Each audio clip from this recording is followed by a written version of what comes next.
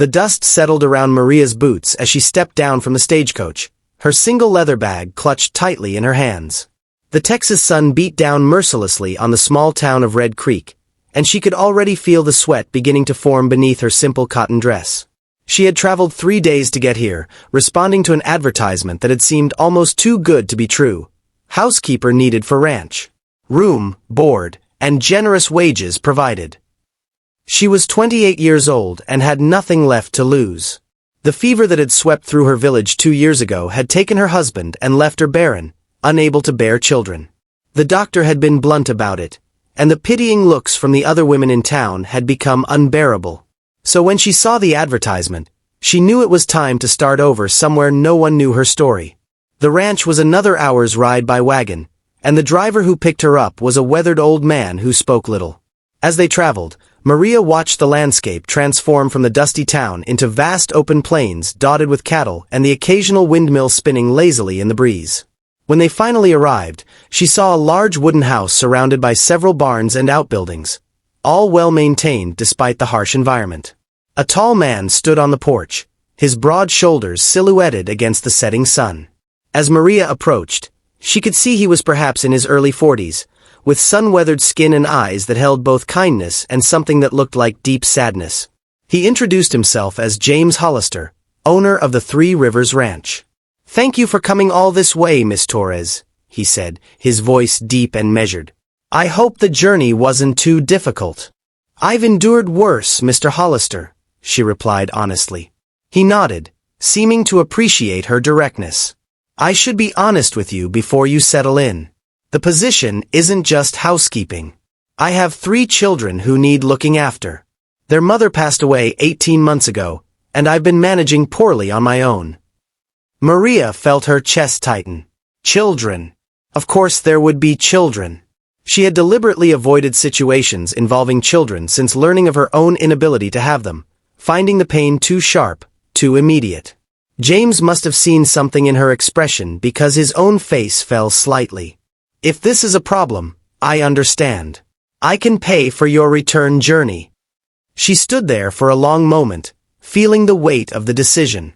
She could run again, avoid the pain, protect herself. Or she could stay and face what she had been fleeing. Something in James's eyes, that deep sadness that mirrored her own, made her decision. "No, Mr. Hollister. I'll stay." The children appeared at dinner.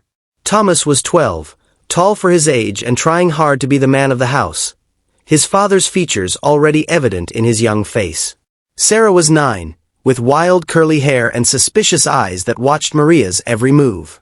And little Emma was only 5, clutching a worn rag doll and hiding behind her brother's legs. That first dinner was awkward and quiet. The children picked at their food, and James made stilted conversation about ranch duties and schedules. Maria watched them all, seeing the grief that still hung over this family like a shroud. The mother's presence was everywhere in the carefully decorated home, in the way the children unconsciously looked toward an empty chair, in the way James's eyes would drift to a portrait on the mantel. The first weeks were difficult. Thomas resented her presence, seeing it as a betrayal of his mother's memory. Sarah tested her constantly, deliberately making messes and refusing to follow instructions. Emma simply withdrew, speaking so softly that Maria had to strain to hear her, if she spoke at all. Maria didn't force anything. She had learned patience through her own grief. She cooked meals, kept the house, and gave the children space. Gradually, small changes began to happen. She noticed that Thomas loved to read but had no one to discuss books with, so she started leaving novels on the kitchen table with small notes about what she thought of them. Sarah had a talent for drawing, and Maria made sure there was always paper and charcoal available, even pinning some of her better sketches to the kitchen wall. Emma was the hardest. The little girl was locked in her grief, barely eating, rarely playing. One night, Maria heard soft crying from Emma's room. She hesitated at the door, then gently knocked and entered. Emma was curled up in her bed, clutching the rag doll. "I miss Mama," the little girl whispered. Maria sat on the edge of the bed, her own eyes burning with tears. "I know, sweetheart. I miss someone too. Someone very important to me." "Who?" Emma asked, her voice small. "My husband. He died from a fever. And I miss the children I'll never have because I can't have babies anymore." She didn't know why she told this child her deepest pain, but somehow it felt right. Emma looked at her with those big, sad eyes and then did something unexpected. She reached out and took Maria's hand. "That's very sad," Emma said simply. "You must be lonely." "I am sometimes," Maria admitted. "But being here with you and your brother and sister helps." From that night on, Emma began to open up. She would sit with Maria while she cooked, chattering about her dolls and the ranch cats. She started eating better, laughing more. The change in Emma seemed to soften Sarah as well, and even Thomas began to show Maria grudging respect, especially after she helped him with a difficult passage in a book he was struggling to understand. James watched all of this from a distance, and Maria could see the relief in his eyes. One evening, after the children had gone to bed, he asked her to sit with him on the porch. They rocked in silence for a while, listening to the night sounds of the ranch. "You've been good for them," he said finally. "Better than I dared hope. They're good children. They just needed time," Maria replied. "My wife, Catherine, she would have liked you," James said, his voice thick with emotion. "She always believed in giving people second chances, in seeing the good in everyone. She sounds like she was a wonderful person." "She was. Losing her nearly destroyed me. If it wasn't for the children, I don't know if I would have found the strength to keep going." He paused, then turned to look at Maria directly. "That night when you arrived, you looked devastated when I mentioned the children. I almost sent you away, but something stopped me." Maria took a deep breath. "I learned 2 years ago that I can't have children.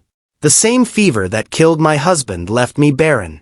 Coming here, taking care of your children, I thought it would be torture. But instead, it's been healing." James was quiet for a long moment. Life has a strange way of giving us what we need, even if it's not what we thought we wanted. The seasons changed, and with them, the family changed too. Maria became an integral part of their lives, not replacing their mother but creating her own place in their hearts. She taught Sarah to sew and encouraged her art. She read with Thomas and discussed philosophy and literature late into the evenings. She played with Emma, creating elaborate stories with her dolls and teaching her songs in Spanish. James and Maria grew closer as well, their shared understanding of loss creating a bond that gradually transformed into something deeper. He would seek her opinion on ranch matters, and she found herself caring not just for his children but for him as well. The way he smiled when Emma laughed, the patience he showed with Thomas's teenage sullenness, the gentle way he braided Sarah's hair before school, all of it made her heart ache with a feeling she thought she'd never experience again. One spring evening, nearly a year after her arrival, James found Maria in the garden she had planted behind the house. The children were inside doing homework, and the setting sun painted everything golden. "Maria, I need to tell you something," he began, his voice nervous in a way she'd never heard before. "When I placed that advertisement, I was looking for help with the house and the children. I never expected to find someone who would become so essential to all of us, to me." Maria's heart began to race, but she remained silent, letting him continue. "I know I can never give you children of your own, and I know that's a pain you carry. But these 3 children in there, they love you. Not as a housekeeper or even just as a friend. Sarah told me yesterday that she thinks of you as her second mother. Emma can barely remember her mother's voice anymore, but she remembers yours perfectly. And Thomas, well, he asked me last week if you were going to stay forever." He took her hands in his, rough and calloused from years of ranch work. "I'm falling in love with you, Maria. I think I have been for months. And I'm asking if you would consider staying, not as an employee, but as my wife. Not to replace Catherine, she'll always have her place in our hearts, but to build something new with us. I can't give you children, but I can offer you these 3 who already love you. If you'll have us." Tears streamed down Maria's face, and for the first time since her husband's death, they were tears of joy rather than sorrow.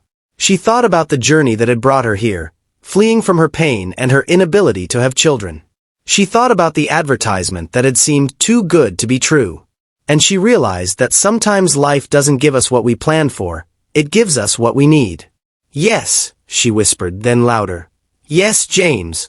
I'll stay. I'll be your wife and their mother, if they'll have me." That night, they told the children together. Thomas nodded solemnly, but Maria could see the relief in his eyes. Sarah threw her arms around Maria's waist with a fierce hug. And Emma climbed into Maria's lap and said simply, "I knew you wouldn't leave us." As Maria sat there, surrounded by this family that had somehow become hers, she understood a profound truth. She couldn't have children of her own, but these children needed her just as much as she needed them. James had smiled that day on the porch when she told him about her barrenness, not from cruelty but from understanding, and said words she would never forget. "Then you'll raise mine instead." And so she did, discovering that family isn't always about blood or biology. Sometimes it's about showing up, staying present through the pain, and allowing love to grow in unexpected places. The ranch that had been her escape became her home, and the children she couldn't bear became hers in every way that mattered.